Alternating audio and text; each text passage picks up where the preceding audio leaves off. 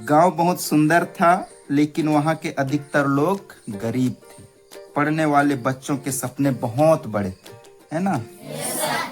उसके पिता किसान थे और माँ घर का काम करने के साथ साथ दूसरों के घरों में काम करती थी। और कीजिएगा, शिक्षा जीवन की सबसे बड़ी शक्ति है। शिक्षा जीवन की सबसे बड़ी शक्ति होती है ना। मेहनत, लगन और सही मार्गदर्शन से कठिन परिस्थितियों को बदला जा सकता है। ठीक। हेलो दोस्तों, जोहार, नमस्कार। कैसे हैं आप लोग? उम्मीद करता हूँ बहुत ही बढ़िया होंगे, स्वस्थ होंगे और मस्त होंगे। तो दोस्तों, मेरे पीछे आप लोग देख सकते हैं हमारे गुणवाना कृषि आवासीय विद्यालय के प्लस छात्रावास के पूरे बच्चे बैठे हुए हैं, क्योंकि आज छुट्टी का दिन है। लगातार 2-3 दिनों से भारी बारिश के कारण हमारे मध्य प्रदेश के डिंडौरी जिला के कलेक्टर महोदया ने 1 दिवसीय छुट्टी का घोषणा किया है। क्योंकि लगातार 2-3 दिनों से बारिश हो रहा था, तो बच्चों के स्वास्थ्य को ध्यान में रखते हुए 1 दिवसीय छुट्टी की घोषणा की है। तो हमारे साथ पूरे बच्चे बैठे हुए हैं। तो आज छुट्टी का दिन था, तो हमने सोचा एक वीडियो बना ले बच्चों के साथ और प्रयास करेंगे बच्चों को एक छोटा सा स्टोरी बताने का। तो आप लोग भी हमारे वीडियो में बने रहिएगा, और आप लोगों को वीडियो कैसा लगता है आप लोग कमेंट के माध्यम से अपना राय जरूर बताएंगे। तो साथियों, बने रहिए हमारे वीडियो में अंत तक। और आप लोगों से एक छोटा सा रिक्वेस्ट है, अगर हमारे वीडियो अच्छा लगता है तो प्लीज़ हमारे वीडियो को शेयर जरूर करें। तो साथियों, बने रहिए वीडियो में अंत तक। तो स्टोरी का नाम है शिक्षा की असली ताकत, है ना। सब लोग शिक्षा अध्ययन कर रहे हो तुम लोग, है ना। तो इसके बारे में थोड़ा सा हम स्टोरी बताएंगे, गौर कीजिएगा, ध्यान दीजिएगा सभी लोग, है ना। तो एक छोटे से गांव था, है ना। एक छोटा सा गांव था, गांव का नाम था टिकरा देवरी परसेल। ठीक है ना। गांव बहुत सुंदर था, लेकिन वहां के अधिकतर लोग गरीब थे। ठीक है। गांव में एक छोटा सा प्राइवेट स्कूल था, जिसकी मकाने जर्जर थी, मकान कमरे बहुत कम था, है ना। स्कूल में कुछ ही कमरे थे, टूटे हुए बेंच और एक छोटा सा मैदान था। फिर भी पढ़ने वाले बच्चों के सपने बहुत बड़े थे, है ना। उसी गांव में मोहन नाम का एक लड़का रहता था। उसके पिता किसान थे और माँ घर का काम करने के साथ साथ दूसरों के घरों में काम करती थी। परिवार की आर्थिक स्थिति कमजोर थी, कई बार घर में 2 वक्त का खाना भी मुश्किल था। ठीक है बेटा। मोहन पढ़ाई में बहुत होशियार था। उसे किताबें पढ़ना बहुत पसंद था। वह हमेशा अपने शिक्षक से नए नए सवाल करता था, लेकिन उसके पिता चाहते थे कि वह पढ़ाई छोड़कर खेतों में उसका हाथ बटाए। पिता चाहता था कि मोहन पढ़ाई ना करके मेरे साथ खेतों में क्या बटाए, हाथ बटाए, मतलब काम करे, मेरा कामों में हेल्प करे, है ना। ये चाहता था पिताजी। आगे सुनिएगा। एक दिन उसके पिता ने कहा, मोहन, अब तुम बड़े हो गए हो, घर की हालत तुम देख ही रहे हो। पढ़ाई में समय लगाने से अच्छा है कि मेरे साथ खेतों में काम करो, पिताजी कहता था, है ना। मोहन चुप हो गया, उसकी आंखों में आंसू आ गई। वह पढ़ना चाहता था, लेकिन अपने पिता की मजबूरी भी समझता था। अगले दिन वह स्कूल नहीं गया, है ना। उसके शिक्षक ध्रुवे मैडम जब मोहन को स्कूल में नहीं देखा, तो वे उसके घर पहुंचे, है ना।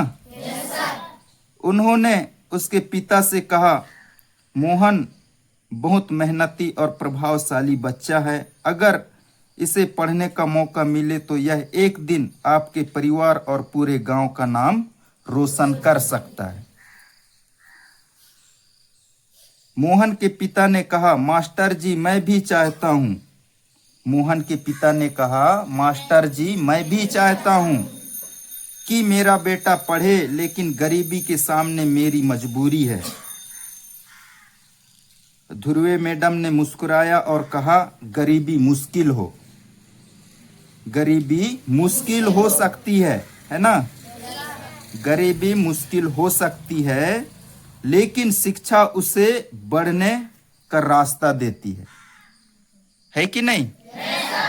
आप इसे पढ़ने दीजिए, मैं इसकी पढ़ाई में जितना संभव होगा मदद करूंगा। मोहन के पिता मान गए। उस दिन से मोहन ने पढ़ाई के साथ साथ खेत में भी काम करना शुरू कर दिया। वह सुबह जल्दी उठकर घर के काम में मदद करता, फिर स्कूल जाता और शाम को खेत में अपने पिता के हाथ बटाता। रात को जब पूरा परिवार सो जाता, तब वह लालटेन की रोशनी में पढ़ाई करता।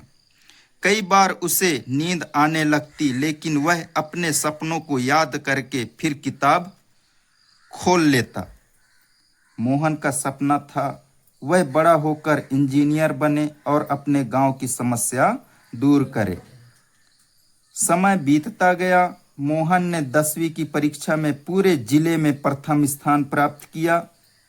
उसके शिक्षक और माता पिता बहुत खुश हुए। गांव के लोगों ने पहली बार महसूस किया कि गरीब परिवार का बच्चा भी मेहनत और शिक्षा के बल पर बहुत आगे बढ़ सकता है।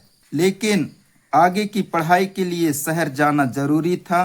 परिवार के पास पैसे नहीं थे। मोहन ने हिम्मत नहीं छोड़ी। उसने छात्रवृत्ति के लिए परीक्षा दी और उसे छात्रवृत्ति मिल गई। वह शहर चला गया। शहर में उसके लिए जीवन आसान नहीं था। वहाँ बड़े बड़े स्कूलों में आए छात्र थे जिनके पास महंगी किताबें और सुविधाएं थी। मोहन के पास केवल कुछ पुरानी किताबें थी। पहले कुछ महीनों में उसे बहुत कठिनाई हुई। कई बार वह सोचता था कि शायद वह यहाँ पढ़ाई नहीं कर पाएगा, लेकिन फिर उसे अपने पिता का खेत, माँ की मेहनत और ध्रुवे मैडम जी की बातें याद आई। वह पहले से भी अधिक मेहनत करने लगा। एक दिन वह अपने गांव वापस आया। उसने देखा कि गांव में आज भी पानी की समस्या थी। बच्चों के लिए दूर जाना पड़ता था। बच्चों को पढ़ाई के लिए दूर जाना पड़ता था और किसानों को सिंचाई के लिए बारिश पर निर्भर रहना पड़ता था।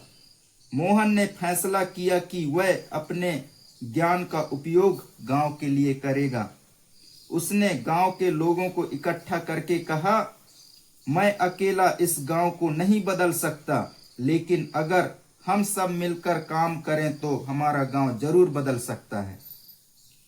उसने गांव में वर्षा जल संग्रह की व्यवस्था बनाई। खेतों तक पानी पहुंचाने के लिए कम लागत वाली सिंचाई प्रणाली तैयार की। उसने अपने दोस्तों की मदद से स्कूल की इमारत की मरम्मत करवाई और बच्चों के लिए एक छोटी सी लाइब्रेरी बनवाई।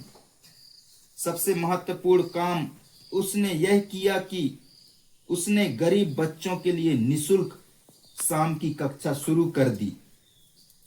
एक दिन वही ध्रुवे मैडम, जो अब बूढ़ी हो चुके थे, उस कक्षा को देखने आए। उन्होंने बच्चों को पढ़ाते हुए मोहन को देखा और उनकी आंखों में खुशी की आंसू आ गई।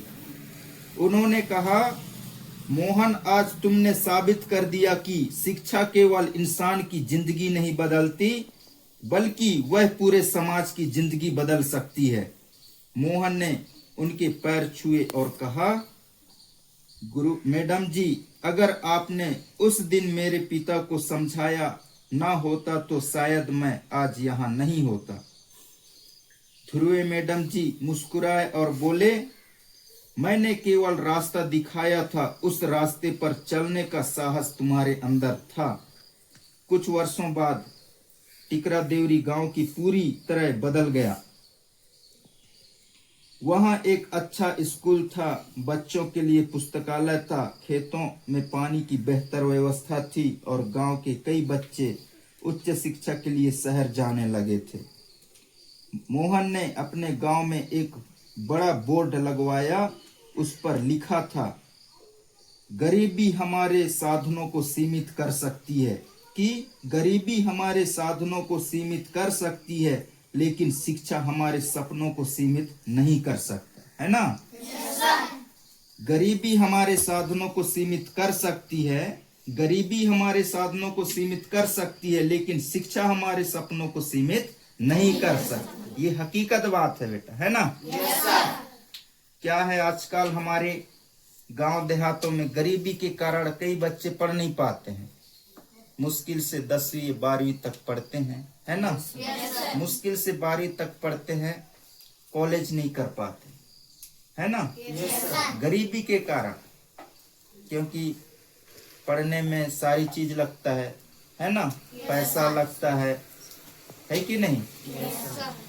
तो आगे सुनिएगा। मोहन की कहानी पूरे जिले में प्रसिद्ध हो गई। लोग अपने बच्चों को पढ़ाने के लिए प्रेरित होने लगे, है ना? एक दिन एक छोटा बच्चा मोहन के पास आया और बोला, भैया मैं भी बड़ा होकर आपकी तरह गांव के लिए कुछ करना चाहता हूँ, है ना? क्या बोला उस छोटे बच्चे ने? एक दिन एक छोटा बच्चा मोहन के पास आया और बोला, भैया मैं भी बड़ा होकर आपकी तरह अपने गांव के लिए कुछ करना चाहता हूँ, है ना? मोहन ने उसके कंधे पर हाथ रखते हुए कहा, तुम मुझसे भी बड़ा काम करोगे, बस पढ़ाई को अपना दोस्त बना लो, है कि नहीं? मोहन ने उनके कंधों पर हाथ रखा, है ना? और कहा, तुम मुझसे भी बड़ा काम करोगे, बस पढ़ाई को अपना दोस्त बना लो और कभी हार मत मानना, है ना? बच्चे ने मुस्कुराकर अपनी किताब खोली और पढ़ने लगा। दूर खड़े मोहन के पिता अपने बेटे को देख रहे थे। उनकी आंखों में गर्व था, है कि नहीं? जिस बेटे को कभी उन्होंने गरीबी के कारण पढ़ाई छोड़ने को कहा था, वही बेटा आज पूरे गांव के बच्चों को शिक्षा की राह दिखा रहा था, है ना? देखो, उसके पिताजी एक गरीब पिताजी था, है ना? उसने यहाँ तक सोच लिया था कि इसको पढ़ाई ही छोड़वा दे, मोहन नाम के लड़का को, गरीबी के कारण, है कि नहीं? लेकिन उसके अंदर ध्रुवे मैडम थी, है ना? उन्होंने उसके अंदर एक ललक, एक जोश, एक उमंग भरा उस बच्चे के अंदर, है ना? फिर उन्होंने पढ़ाई के लिए फिर प्रेरित हुए और आगे बढ़े और अपने गांव, अपने समाज के लिए बेहतर किए, है ना? तो आगे, शिक्षा जीवन की सबसे बड़ी शक्ति है ना? शिक्षा जीवन की सबसे बड़ी शक्ति है। मेहनत, लगन और सही मार्गदर्शन से कठिन परिस्थितियों को बदला जा सकता है। ठीक है? ध्यान दीजिएगा, गौर कीजिएगा। शिक्षा जीवन की सबसे बड़ी शक्ति है। शिक्षा जीवन की सबसे बड़ी शक्ति होती है ना? मेहनत, लगन और सही मार्गदर्शन से कठिन परिस्थितियों को बदला जा सकता है।